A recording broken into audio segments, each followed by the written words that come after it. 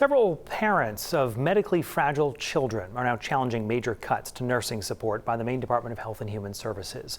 Those children qualify for a program that ensures the most vulnerable get care, even when nurses are scarce. And oftentimes that nursing care comes from one of their parents. News Center Maine's Vivian Lee has more on our story from Gray. Mason Dahl loves playing with his magnetic blocks and enjoys recess at school. Ooh, I built the train track. But the 11-year-old lives with complex health issues. He was born with cerebral palsy and has tumors in his brain and spinal cord that cannot be surgically removed. This ongoing battle has been part of Mason's life, and he is qualified for round-the-clock nursing care at home. However, due to nursing shortages, those hours have never been fulfilled. The family circumstances, though, changed when his mom became a registered nurse 2 years ago. Go to the table and I'll bring you some blueberries. Sure. As a result, Mason was approved for MaineCare Special Circumstances Nursing.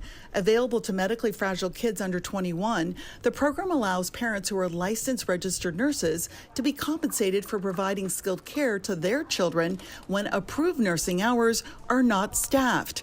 But late last spring, Mason's weekly nursing hours were slashed from 80 to 40, just as he began experiencing new and serious complications from his cancer, which required additional medications. Daily steroids and emergency stress dosing in case he gets sick.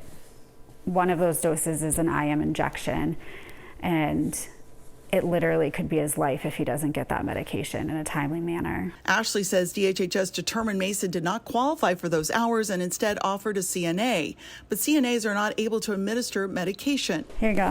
As a result, she's had to take leave from her nursing job to provide care for her son. I think it's a way to save money. In their mind is there's a nurse in the home, so they don't need as many. How do you feel when you have a nurse? I just feel safer, and I feel like I'm a person. Meanwhile, another family is facing similar struggles.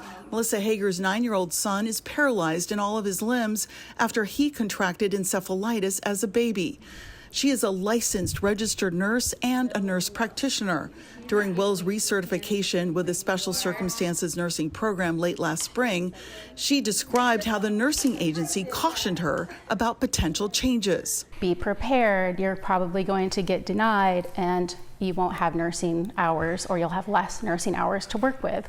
And I would say, I'm sorry, but I'm not training my children to take care of Will. It's not safe. Because of these reductions, Will's nursing hours were cut, and now both mothers are appealing through DHHS's Division of Administrative Hearings.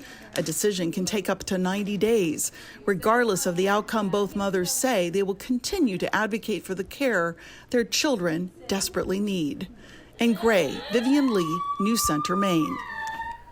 A DHHS spokeswoman tells News Center Maine the department reviews each case to ensure that children covered by MaineCare receive appropriate services per MaineCare policy.